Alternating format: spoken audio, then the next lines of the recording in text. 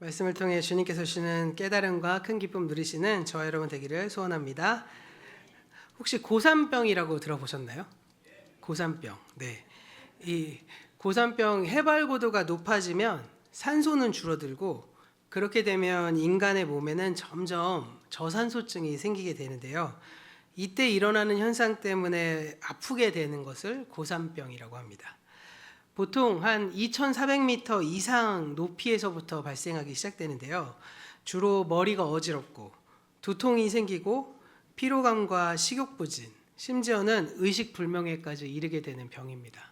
그리고 어떤 상황에서는 눈이 화이트아웃이라 그래서 이렇게 하얗게 되는 그런 증상도 나오기도 합니다. 그런데 재밌는 점은요, 그때그때 다르다는 거예요. 그러니까 한 번 괜찮다고 그래서 나는 고산병 증세가 없나 보다라고 하는 것이 아니라 오늘은 있는데 내일은 있을 수 있고 이번 여행에선 없었는데 다음 여행에 가서 있을 수도 있고 뭐 이런 개념으로 고산병 증세가 막 상황에 따라 시시각각 다르게 일어납니다. 저에게도 그런 경험이 있었는데요. 2011년에 겨울에 청년들과 함께 한 주간을 네팔 선교를 마치고 그 다음 주에 이제 네팔 트레킹을 했습니다. 그래서 3,210m의 푸닐 전망대를 올라갔는데 그때는 고산병 증세가 없었습니다.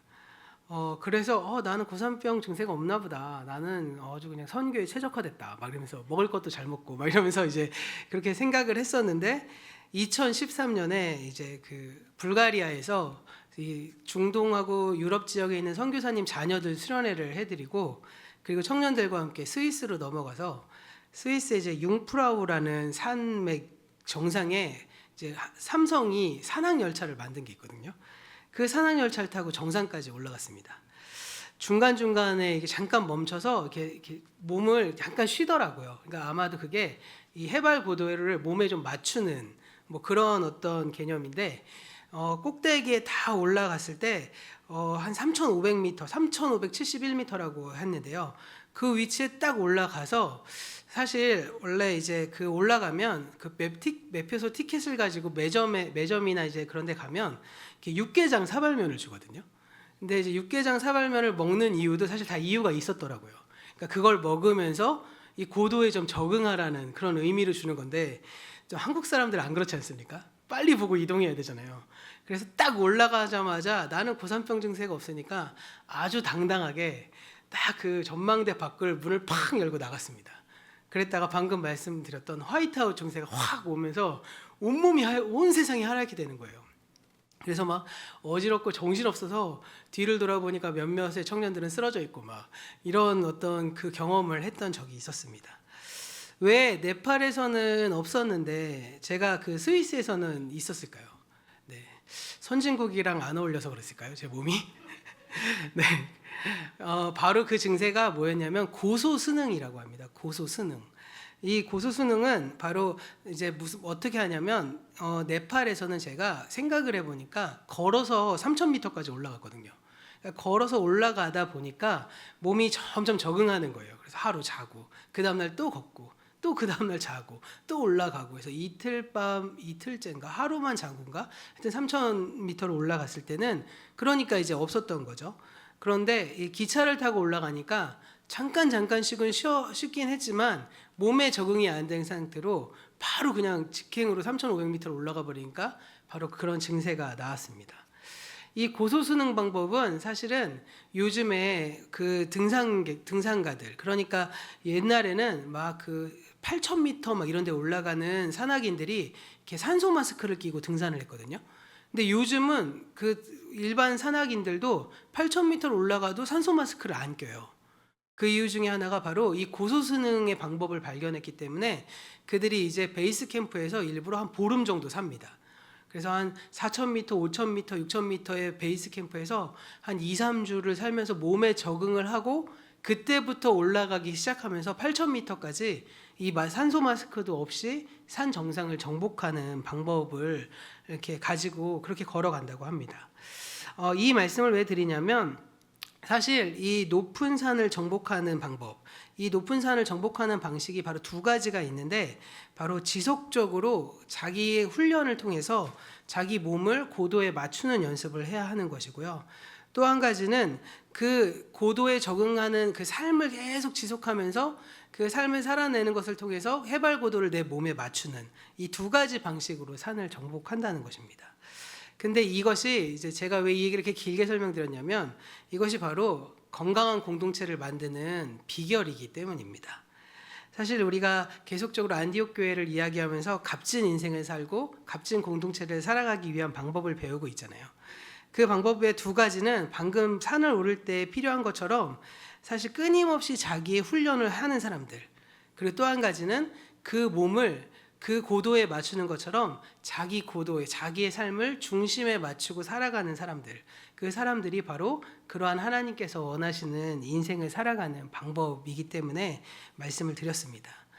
이렇게 우리의 삶에 있어서 이 두 가지의 방식이 교회 공동체 안에서도 그대로 이루어졌을 때 우리 교회도 하나님께서 쓰실 만한 교회로 나아갈 수 있음을 꼭 기억하시기를 바랍니다. 그런 점에서 첫 번째로 고도를 몸에 맞추는 것을 어떻게 표현할까 생각해 봤는데 중심을 잡는 것이다 라고 해볼 수 있을 것 같아요. 이 에베레스트와 같은 높은 산에 올라가는데 가장 중심적인 요소가 고소수능인 것처럼 인생을 살아갈 때 아주 중심적인 요소가 있다면 바로 그것은 바로 주님이라는 중심을 잡고 있는 것입니다. 우리가 방금 읽어본 21절 말씀부터 26절 말씀까지를 쭉 보시면 계속 공통적으로 반복되는 단어 하나가 나오는데요. 그것을 한번 찾아보시길 바랍니다. 먼저 21절 화면을 보시면서 함께 말씀을 읽어보려고 하는데요. 함께 읽어보도록 하겠습니다. 주의 손이 그들과 함께 하심에 수많은 사람들이 믿고 주께 돌아오더라. 이렇게 주께 돌아오는 일들이 벌어지자마자 그 모습을 본 바나바가 23절에서 사람들에게 이렇게 권면하거든요. 23절 말씀도 읽어보시겠습니다. 그가 이르러 하나님의 은혜를 보고 기뻐하여 모든 사람에게 굳건한 마음으로 주와 함께 머물러 있으라 권하니. 이게 바나바가 반디옥 교인에게 굳건한 마음으로 주와 함께 머물러 있어라 이렇게 권면합니다. 그러자 24절에서 안디옥 교회에는 새로운 현상이 나타나기 시작합니다. 24절 말씀도 한번 읽어보시겠습니다. 바나바는 착한 사람이요 성령과 믿음이 충만한 사람이라. 이에 큰 무리가 주께 더하여 지더라. 이렇게 바나바의 가르침으로 큰 무리들이 주님께 나오는 부흥이 되는 역사가 일어나기 시작했습니다. 그런데 여기서 그치지 않고 바나바는 또 한 가지 동역자를 데리고 안디옥 교회로 왔는데요. 그러자 안디옥 교회에 또 다른 그림이 그려집니다. 바로 25절과 26절의 말씀 우리가 함께 읽어보도록 하겠습니다. 바나바가 사울을 찾으러 다소에 가서 만남에 안디옥에 데려오고 와서 둘이 교회에서 1년간 모여 있어 큰 무리를 가르쳤고 제자들이 안디옥에서 비로소 그리스도인이라 일컬음을 받게 되었더라. 아멘. 네, 다소에서 사울을 데리고 온 바나바가 그와 함께 1년 동안 큰 무리를 가르쳤더니 주변의 사람들이 그 사람을 가지고 그리스도인이다. 그러니까 그리스도인 하면 주께 속한 사람들, 주님 안에 따르는 사람들, 주님을 의지하는 사람들 이렇게 해석할 수 있는 그리스도인이라는 별명이 생긴 것입니다. 정말 이 말씀을 통해서 우리가 값진 인생, 위대한 공동체를 발견할 수 있는 아주 중심적이고 그리고 본질적인 핵심 단어가 지금 엄청나게 많이 나오고 있는데 바로 뭘까요? 뭘까요? 네? 다시 한번 21절부터 읽어볼까요? 바로 주라는 단어입니다. 주님이라는 단어가 계속 등장해요. 보시면 아마 21절부터 보시면 동그라미만 치셔도 몇 번 나오는지 나올 겁니다. 주께 머물러 있어라. 주님 앞에 나왔다. 주님이 이런 식으로 계속 이 모든 주님께 돌아오고 주님께 중심을 잡고 주님으로 살아가는 것. 이것이 바로 우리에게 있어서 가장 중요한 표대가 되는 말씀입니다. 우리 교회 공동체가 그 어떤 것을 중심으로 삼는 것이 아니라 바로 주님을 중심에 두고 살아가는 것. 너무나 당연한 이야기를 왜 하나라고 하겠지만 사실 우리의 중심에 주님을 중심으로 삼는 것은요 생각보다 어려운 일입니다. 우리의 교회 예배, 우리의 예배의 중심에 주님이 있는가? 우리의 기도의 중심에 주님이 있는가? 우리의 찬양의 중심에 주님이 계시는가? 그리고 우리가 모이는 선교회, 우리가 모이는 공동체, 우리가 모이는 그 모든 것의 중심에 주님께서 함께 하시는가, 이것은 전혀 다른 이야기라고 할 수 있겠습니다. 그런데 우리의 중심을 주님께 잡기 위해서 그러면 어떻게 해야 하는지를 또 21절 말씀을 통해서 우리는 살펴볼 수 있는데요. 가장 첫 번째 출발점은 무엇이냐? 바로 주님께 돌아오는 일들이 일어나야 한다는 것입니다. 이것은 내가 돌아오는 것뿐만이 아니라 우리 주변의 사람들이 주께 돌아오는 일들이 일어나야 한다는 것이죠. 사실 제가 이제 한 분기 정도 여기 교회에 있다 보니까 주님께서 우리 교회의 부흥을 일으키시는 가장 첫 번째 일이 주님께 돌아오는 분들이 이제 일어나기 시작하면 우리 교회가 부흥하기 시작하겠구나, 이런 생각이 듭니다. 사실 우리 대천 장로교회가 이 교회의 중심이 되는 교회잖아요.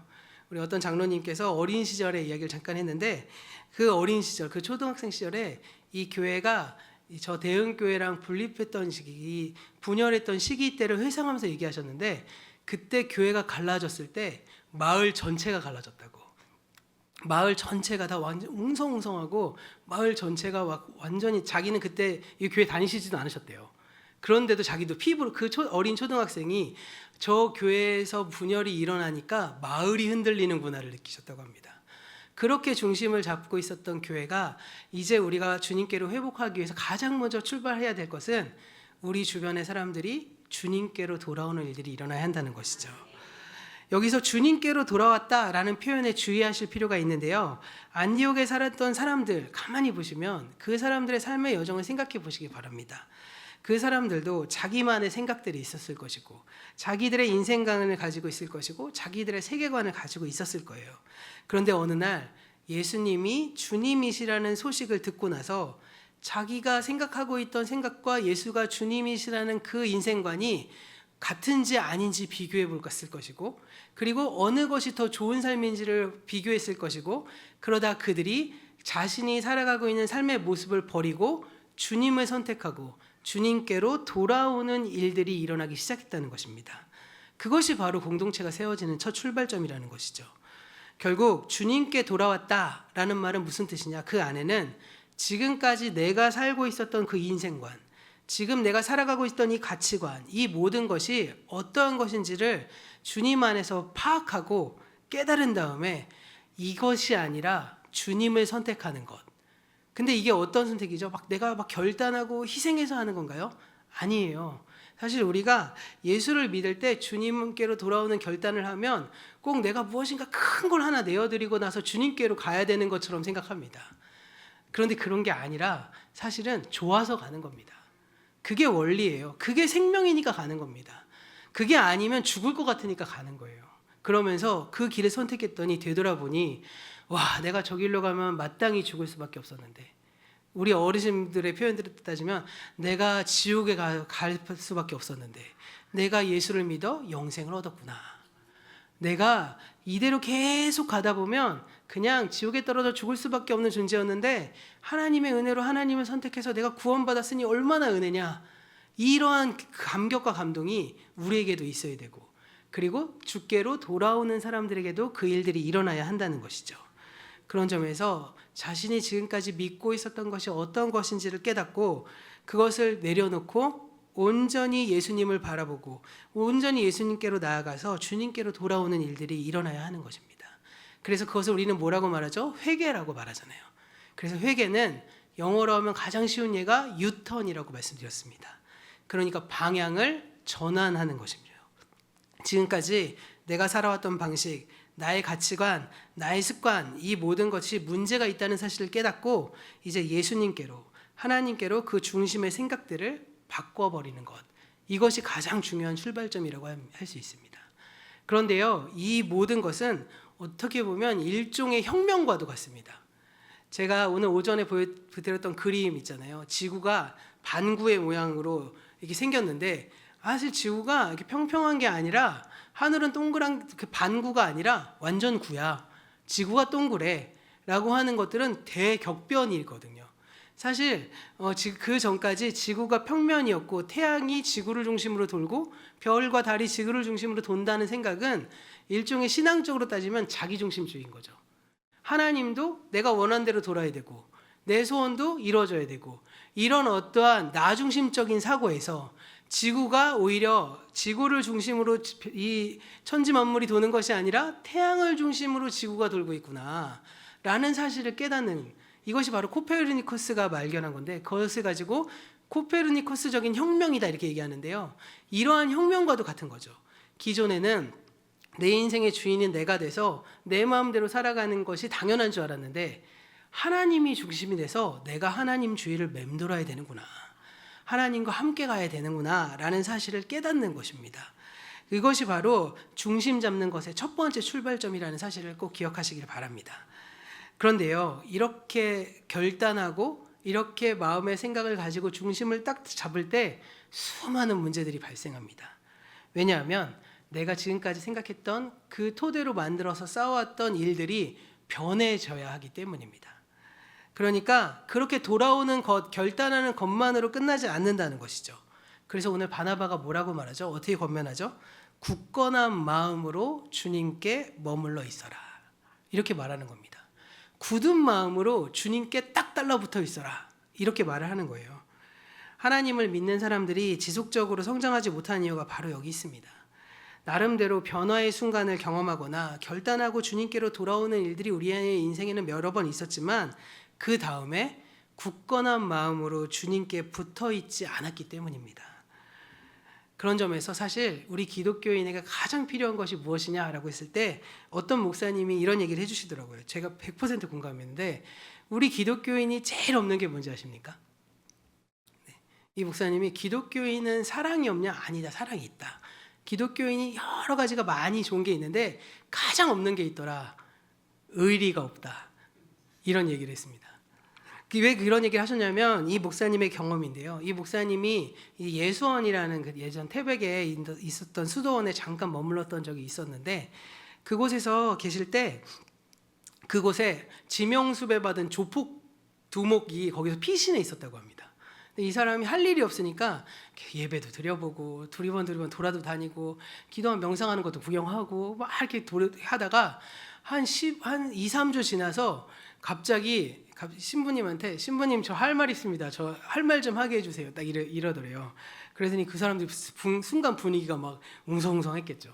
근데 이 두목이 딱 나와서 하는 말이, 내가 당신들을 봤는데 아우 섬기기도 잘하고 막 사랑도 뭐 잘 표현하고 찬양도 열심히 하고 기도도 잘하는데 이거 하나 없더라, 이렇게 얘기하면서, 지금 내가 전화 한 통화를 하면 내 통장에 5천만 원 꽂아줄 수 있는 친구들이 3-4명 있다.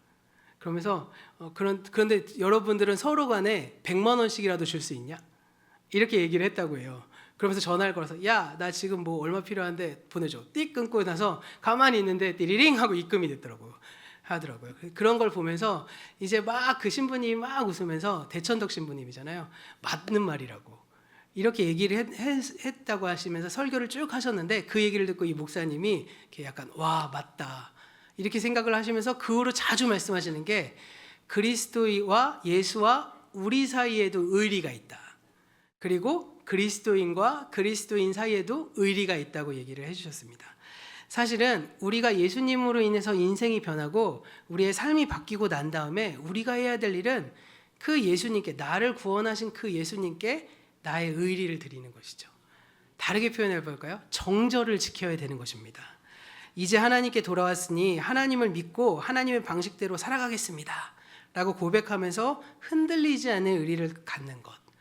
때로는 내가 응답받지 않은 것 같고 내가 오히려 기도 응답이 안 되고 상황이 꼬여도 오히려 주님 외에는 내가 다른 것에 마음을 두지 않겠습니다 라고 하는 정절을 갖는 것, 이것이 바로 바나바가 말한 굳은 마음으로 주님께 붙어 있는 것이다 라고 할 수 있겠습니다. 이 표현을 조금 의미를 자세히 설명하기 위해서 사도행전의 또 다른 구절을 이야기 한번 해보려고 합니다. 후에 바나바와 바울이 안디옥에서 출발해서 1차 전도 여행을 가게 되는데요. 그 여행 중에 비시디아 안디옥이라는 곳에서 이 복음을 전하고 그 그리스도인들에게 설교한 내용이 사도행전 13장 43절에 나옵니다. 이 말씀에서 바나바와 바울이 또 그들에게 무엇이라고 권면했냐면요, 화면을 보시고 우리가 함께 읽어보도록 하겠습니다. 회당의 모임이 끝난 후에 유대인과 유대교에 입교한 경건한 사람들이 많이 바울과 바나바를 따르니 두 사도가 더불어 말하고 항상 하나님의 은혜 가운데 있으라 권하니라. 이 말씀, 항상 하나님의 은혜가 은혜 가운데 있어라라고 하는 이 말이 굳건한 마음으로 주님과 함께 머물러 있어라라는 말과 거의 똑같은 말입니다. 그 다음 장을 넘겨주시면 제가 이렇게 정리를 한 똑같은 색깔로 정리한 내용이 바로 같은 단어들입니다. 먼저 이 구절에서 11장 23절에 나오는 머물러 있어라 라는 단어와 13장 43절에 있으라 라는 단어가 원래 같은 단어예요. 그 프로메노스라고 해서 어디에 거하다, 어디에 유하다 라는 뜻입니다. 이 말은 그러니까 예수님 옆에 딱 달라붙어 있어라, 그 근처에서 살아라, 그 근처를 맴돌아라 라는 뜻을 가지고 있다는 뜻입니다. 그리고 이 굳건한 마음으로와 항상이라는 것이 나란히 나오는 것을 볼 수 있죠. 이것을 잘 생각해 보면 사실 같은 단어입니다. 우리가 굳건한 마음으로 무엇인가를 하는 모습을 시간적으로 표현하면 뭐죠? 항상 하는 거잖아요. 항상 하는 것이기 때문입니다. 어떤 사람이 정말 굳건한 마음으로 공부를 하고 있다 이렇게 얘기하면 너는 항상 공부를 한다 이렇게 얘기하는 것과 똑같은 이야기라고 할 수 있습니다. 그 다음에 우리가 집중하고 빠져나가지 않고 머물러야 할 대상이 나오는데 바로 무엇입니까? 하나님의 은혜, 그 전장입니다.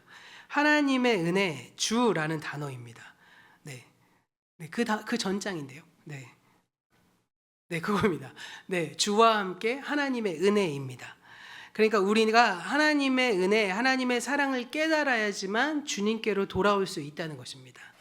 신앙의 본질은 바로 하나님에 대한 인간의 반응이거든요. 이렇게 조건 없이 나에게 사랑을 주신 것이 하나님의 은혜의 정수라면 이러한 사랑을 받은 사람들은 예수님을 주님이라고 부를 수 있고 주님께 돌아오게 될 수 있다는 것이죠. 그래서 여기에서 이 많은 그리스도인들이 하나님의 사랑을 깨닫고 난 다음에 성장하지 못한 이유가 바로 여기 있다는 사실을 발견하게 된다는 것이죠. 어떤 사람들은 자꾸 경험을 추구하지만 처음 느꼈던 경험은 사라지고 사실 그러한 삶을 계속 요구하면서 더 큰 경험, 더 큰 체험을 요구하는 경우들을 보게 됩니다. 그런데요, 신앙생활에서 가장 힘든 것이 무엇인지 아십니까? 바로 체험이 없이 습관적으로만 신앙생활을 할 때가 제일 힘듭니다. 무엇인가 경험이 있으면 힘듦과 고난도 참을 수 있잖아요. 그런데 어떤 체험 이후에 시간이 어느 정도 흐르고 나게 되면 항상 반복되는 게 무엇이죠? 그러면 이 엄청난 체험의 경험이, 그 사랑의 경험이 식어져 가는 것입니다. 바로 그때 필요한 것이 무엇일까요? 그때 바로 의리가 필요한 거죠. 그때 우리가 해야 될 것이 바로 이 주님께 받은 사랑에 대한 정절을 지키는 행위입니다. 하나님, 당신이 나를 그토록 사랑해 주셨기 때문에 이제 내가 당신께 충성하겠습니다. 이제는 내가 당신께 좀 붙어 있겠습니다.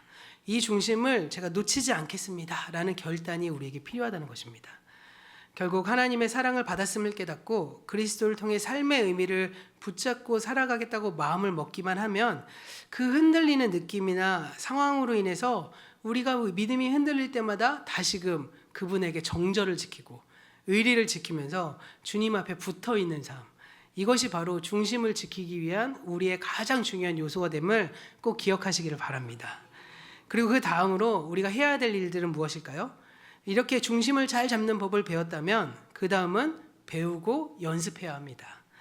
사실 많은 사람들이요, 인생을 사는 방법에 대해서 전반적으로 잘 모릅니다. 어떤 목사님의 이야기를 책에서 보면서 공감했던 적이 있는데 그 목사님이 막 결혼 준비에 바쁜 청년들을 만나면 꼭 이렇게 질문했다고 합니다. 결혼 준비 잘 되세요? 이렇게 물어봅니다. 그러면 이제 그 젊은 부부들이 하는 말, 부부가 될 예비 신혼 부부들이 주로 하는 말이 결혼 준비하느라고 정신없어요 이렇게 얘기한다고 합니다. 그러면 이 목사님이 꼭 이때다 싶어서 하는 말이 뭐냐면 결혼 준비하는 게 아니라 결혼식 준비하는 거 아니에요? 이렇게 물어본다고 합니다. 그러니까 많은 사람들이 내가 일평생 이 사람과 함께 살자고 결혼을 하면서 준비를 하는데 대부분의 경우 많은 준비는 결혼식 준비만 한다는 거죠. 어떻게 살아가야 될지에 대한 고민을 하지 않고 그 하나의 단일의 행사를 치르기 위해 모든 것에 에너지를 쏟고 그것으로 힘들어하고 있다는 것입니다. 사실요, 좀 결혼식 때 턱시도가 좀 짧으면 어떻고, 그리고 또 턱시도 좀 안 입으면 어떻고, 색깔이 좀 촌스러우면 어떻고, 드레스가 길고 짧으면 좀 어떻습니까? 오히려 그 이후에 평생 살아가는 것이 훨씬 더 중요한 것 아니겠습니까? 사실 저 때는 아마 우리나라가 왜 그랬는지 모르겠는데 은색 양복이 유행하던 시기에 제가 결혼해서 결혼 예복이 은색이었습니다. 네, 그 뒤로 1년 입었나요? 거의 안 입었습니다. 네, 우리 그리스도인의 삶도 마찬가지인 것 같습니다. 죽게 돌아오는 건 어떤 면에서 결혼식을 하는 것과도 비슷합니다. 그러면 중요한 건 무엇일까요? 결혼식을 하고 난 다음에 어떻게 살아가야 될지가 훨씬 더 중요한 것이죠. 근데 많은 그리스도인들이 주로 제가 기도 제목이 뭐예요? 그러면 전 첫사랑을 회복하고 싶어요. 이렇게 말씀하십니다. 이 첫사랑을 회복하고 싶어하는 그 마음은 사실은 결혼식을 준비하는 것과 비슷한 마음입니다. 내가 일평생 주님과 어떻게 살아갈 것인지에 대해서 우리가 꼭 해야 될 일은 무엇이냐? 배우고 그 배운 바를 삶으로 연습해내야 한다는 것이죠. 안디옥에서 바나바로 죽게 돌아온 사람들을 위해서 굳건한 마음으로 주와 함께 머물러 있어라 라고 한 바나바가 굳건한 마음으로 붙어 있으라고 하고 자신은 바쁘게 움직였는데 어떻게 했냐? 바로 다소에 있는 사울을 데리고 온 일입니다. 왜 그랬을까요? 그 중심을 잡고 굳건하게 붙어 있는 다음에 해야 될 일은 바로 배워야 하는 일들이 일어나야 하기 때문입니다. 그래서 바나바는 자신이 해야 될 일 플러스 알파로 부족한 부분을 채워주기 위해서 사울이라는 훌륭한 선생을 데리고 와서 바나바에서 1년간 그들을 가르쳤습니다. 사실 이 하나님의 관계도 마찬가지라고 할 수 있을 것 같습니다.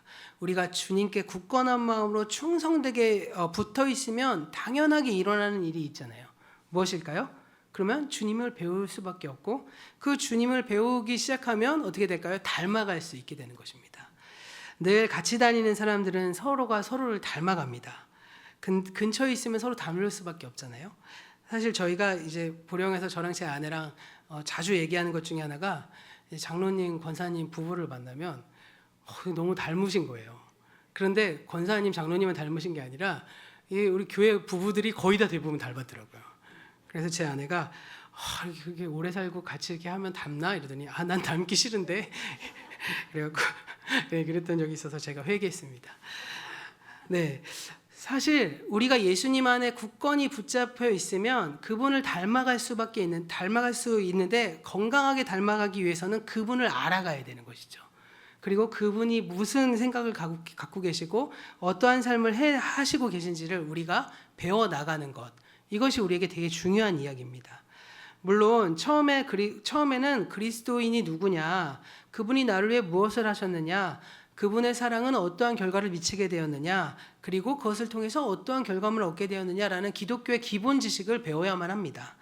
그런데 그 모든 지식이 하나하나 다 쌓여지고 난 다음에 해야 될 일은 바로 어떻게 하면 이제 그분과 관계를 맺으며 살아갈 수 있을까? 그분의 뜻을 어떻게 분별할 수 있을까를 우리는 배우는 데까지 나아가야 한다는 것입니다. 그래서 그것을 1년간 배운 안디옥 교회 성도들이 그 별명이 어떻게 바뀌었습니까? 그리스도인이 된 것입니다.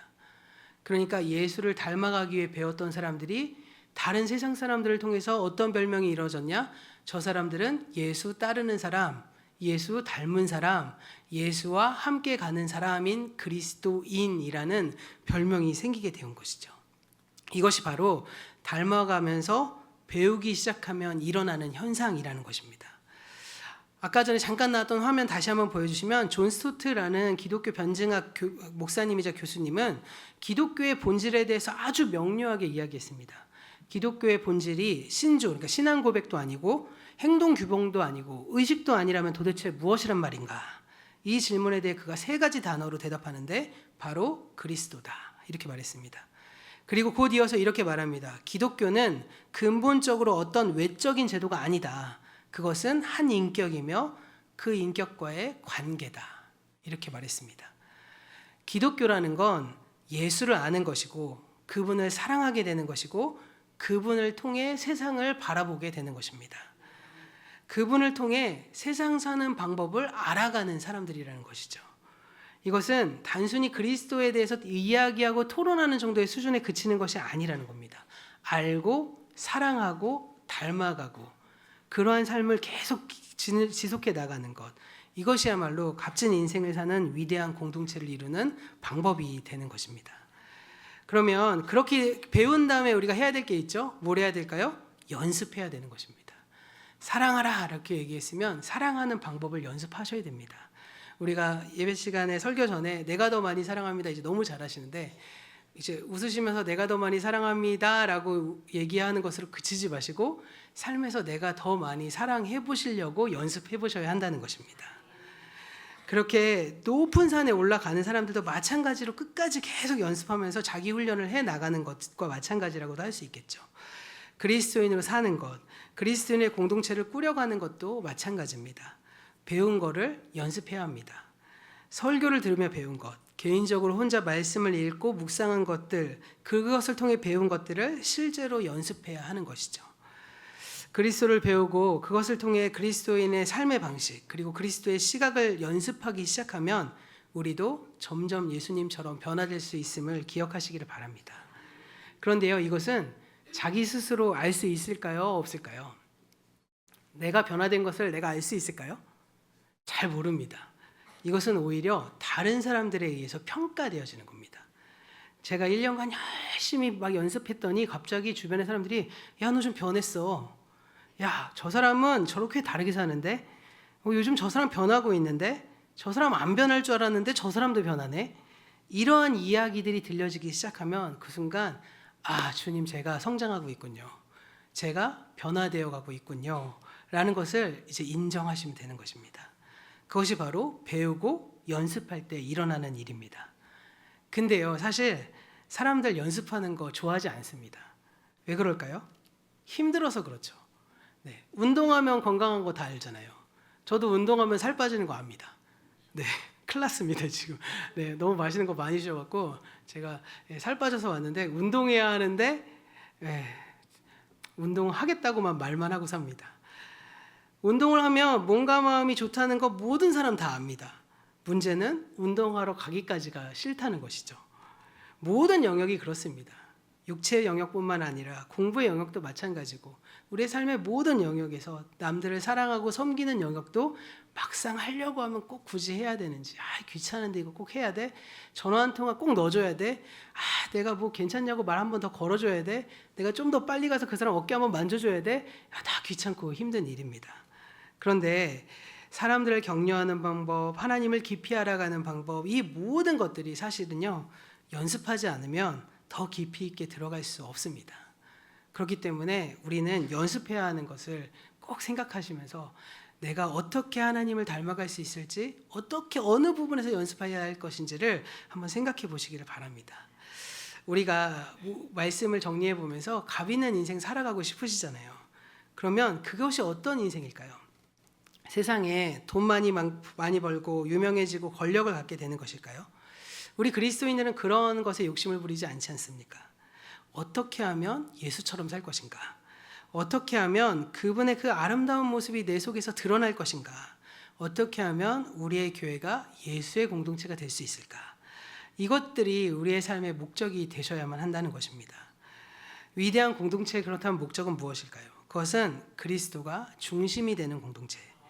그래서 자기들끼리만 모이는 것이 아니라 주변 세상을 변화시키고 세상에 필요한 사람들을 불러 모으는 바로 그러한 공동체, 주께로 돌아오는 자들이 더해지는 공동체가 바로 예수의 공동체라는 것입니다. 이런 교회 꿈꾸십니까? 안 꿈꾸세요? 이럴 때 아멘 해주셨어야 되는데 저 지금 당황해갖고 말 더듬는 거 안 보이세요? 다시 한번 질문합니다. 이런 교회 꿈꾸십니까? 그렇다면 그 목표를 어떻게 이루어야 할까요? 바로 연습해야 합니다.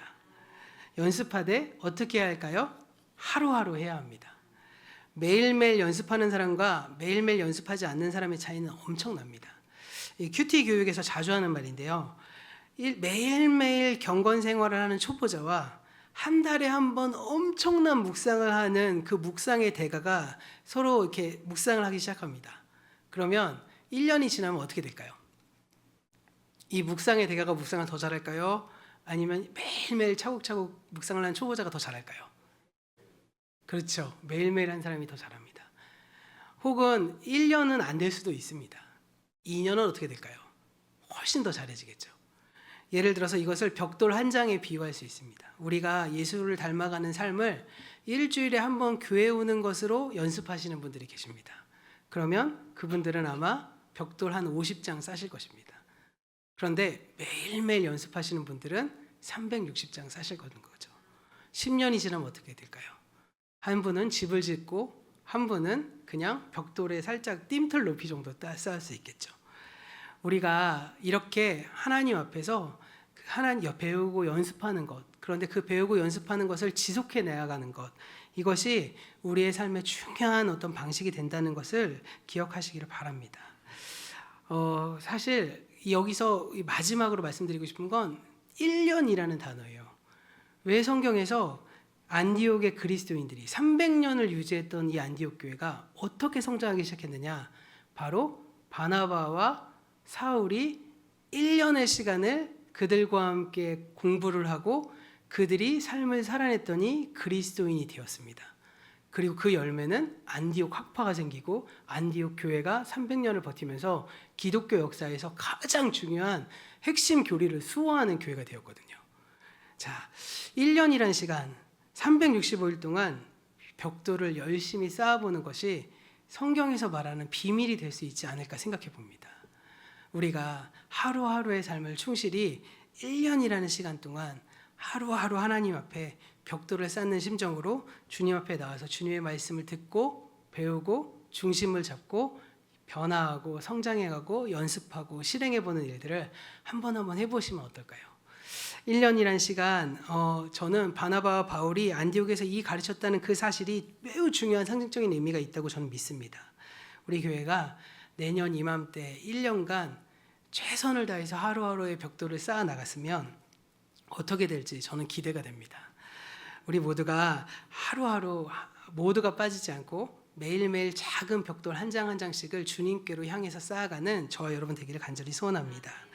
그러면 얼마 지나지 않아서 사실 1년이란 시간 못 채워서도 아마 하나님 너무 기쁘셔갖고 우리에게 주께로 돌아오는 자들을 더해주지 않을까 생각해 봅니다. 그럴 때 바로 감 있는 인생을 살아갈 수 있는 것이죠. 위대한 공동체의 기초를 놓을 수 있는 것입니다. 우리 모두가 하루하루의 삶을 눈물로 씨를 뿌리는 자들처럼 정말 그 하나님의 뜻 안에서 한 걸음 한 걸음 우리의 인생을 도전해보고 그 인생의 가치를 위해서 살아갈 때 우리의 삶이 정말 주님께로 향하는 그 길이 될 것임을 기억하는 저 여러분이 되기를 간절히 소망합니다. 우리 이 시간 그런 의미로 결단을 해서 찬양할 건데요. 우리 오늘 눈물로라는 찬양 함께 고백하면서 이 시간 결단하고 기도하는 시간 갖도록 하겠습니다.